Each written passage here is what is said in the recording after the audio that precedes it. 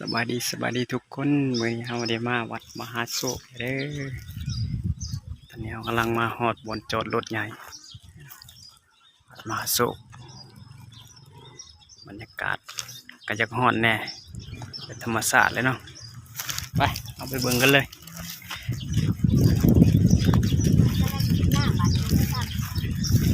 กัน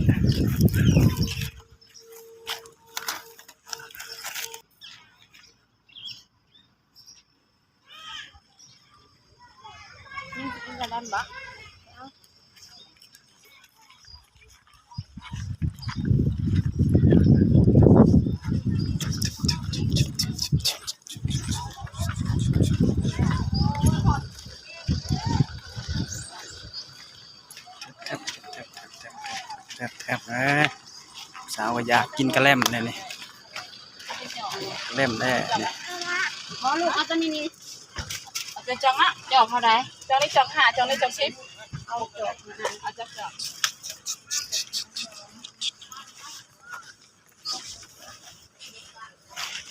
ของใหญ่ครับของใหญ่นี่ของโอ้ใหญ่มีของเลย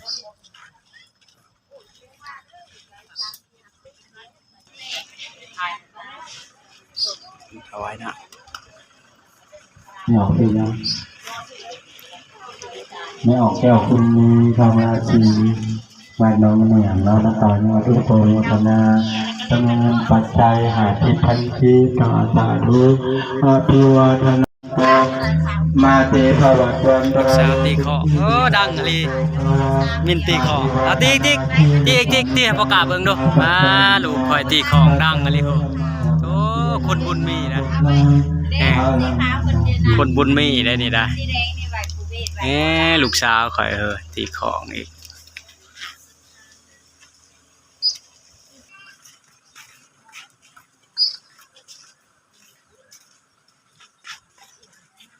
เอาแบบนั้นดิ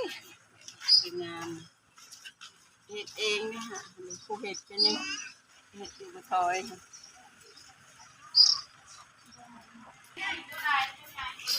ตัวใหญ่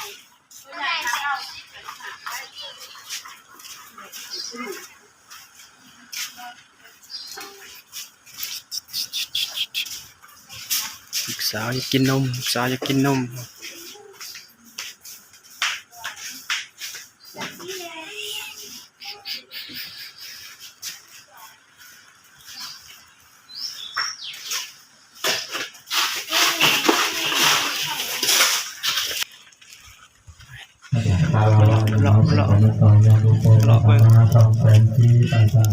เอาไว้นี่มาเบิ่งนี่น้องวินนี่เห็นป่ะ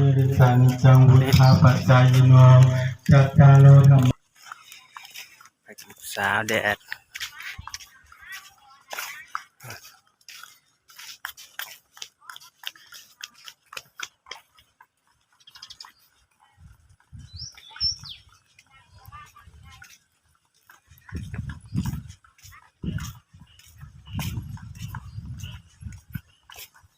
ดอกไม้งามมันเลยดอกไม้นี่ดอกยังปลูกงามเลยครับวัดเธอ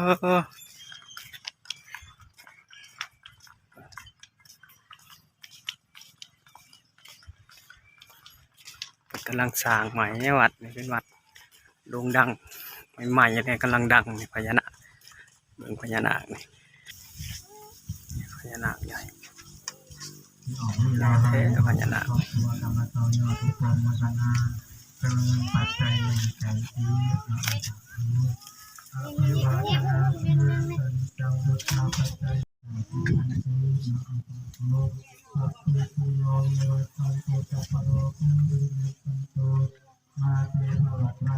ไปวันนี้ก็ไปเบิ่ง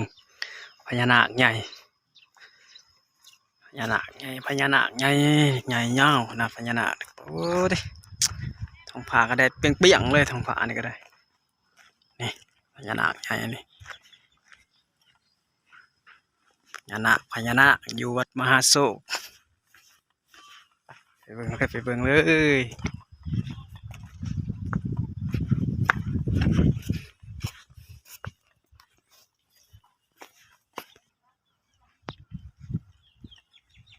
ใหญ่สีม่วงว่าสีม่วงหรือสีทองพญานาคนี่เป็นเห็ดใหญ่อลังการแท้พญานาคใหญ่ขนาด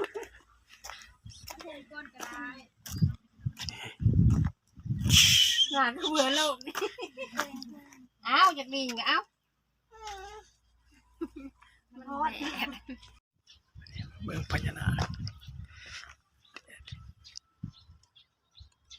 สูงแห้งเลยประดิษฐ์ท้องฟ้าประดิษฐ์ตรงกับอันนี้เลย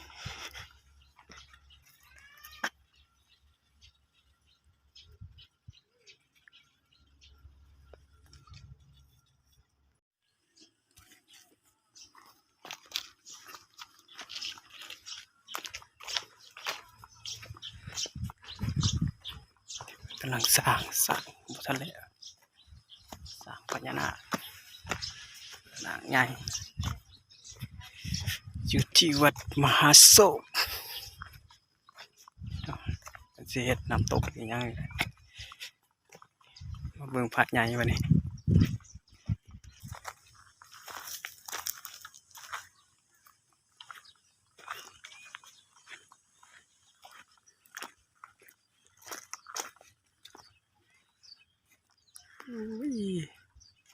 สง่างามมาเลย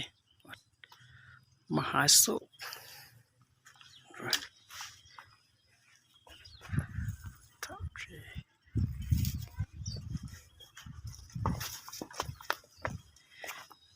มาเบิ่งแดดร้อนว่าเลย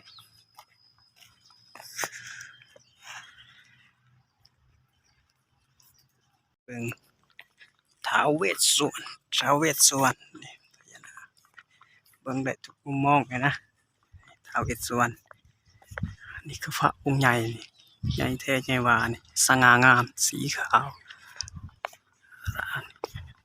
เอาเบิ่งท้าวเวสสุวรรณนั่นจักเป็นพระยังนะแม่นคอเบิ่งถึงพระนี่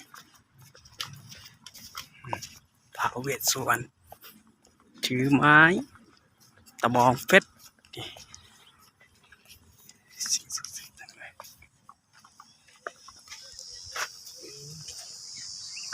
อลังการแท้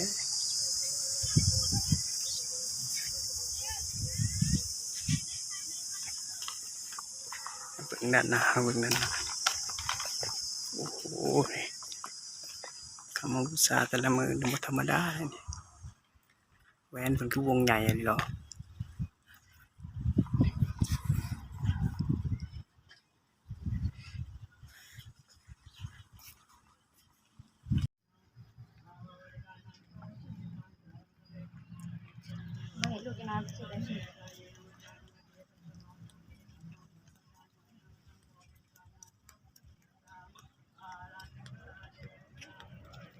อยากมาแต่งเป็นร้อยไม่รอขันใด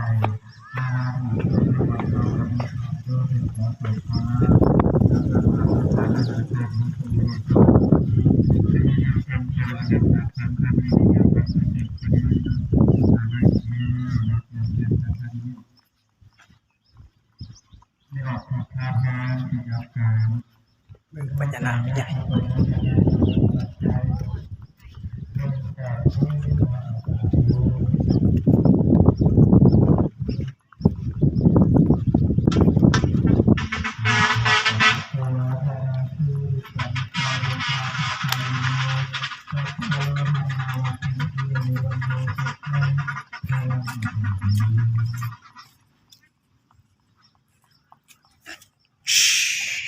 หิวน้ำมีอะไร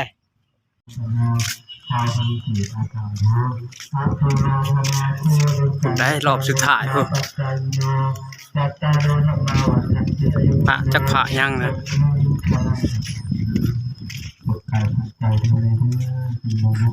บางอย่างมึงอ่ะ นายถอนออกจากนอกคอนครัวในสุขภาพจิตใจของผู้บริโภคอยู่ในร้าน น้องปูน้องปลาธรรมศาสตร์ครับครับ อ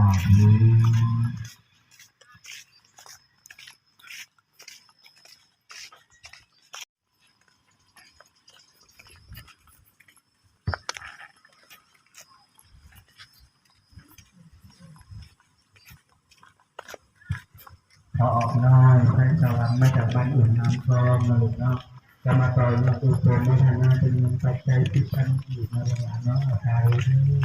บอกถึงงานตัวงานที่จะดูเรื่องงานต่างใจงานเงินทางความ จักพระยังมาเบิ่ง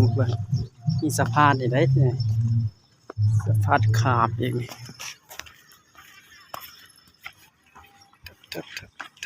สะพานขาบเบิ่งมาเบิ่งนำกันเลยเบ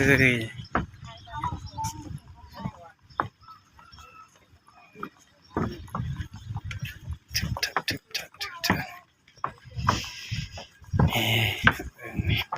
พอดิสะอาดงามตา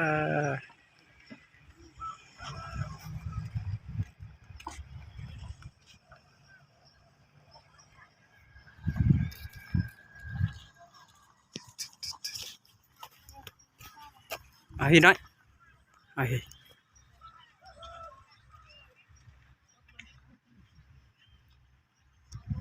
เมื่อบัดนี้จบแล้วมาวัดมหาโศกสาวข่อยนี่ก็อยากแต่เป๊ปซี่นี่นะเวลาจังว่าอีก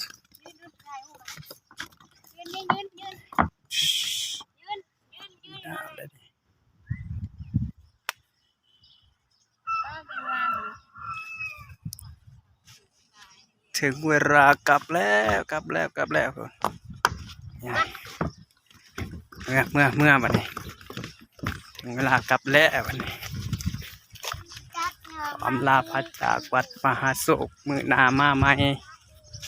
ขอให้มีโศกมีไส้มื้อนี้ก็ได้หอดแล้ว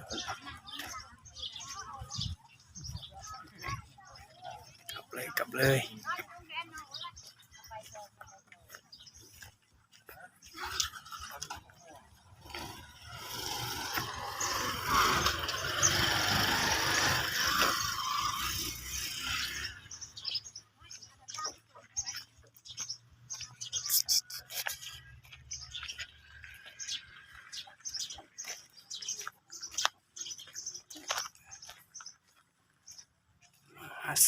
วัดมหาโศกได้เวลากลับแล้ววันนี้ทางเมื่อนี่บ่ทางเมื่อบ่จิ้ว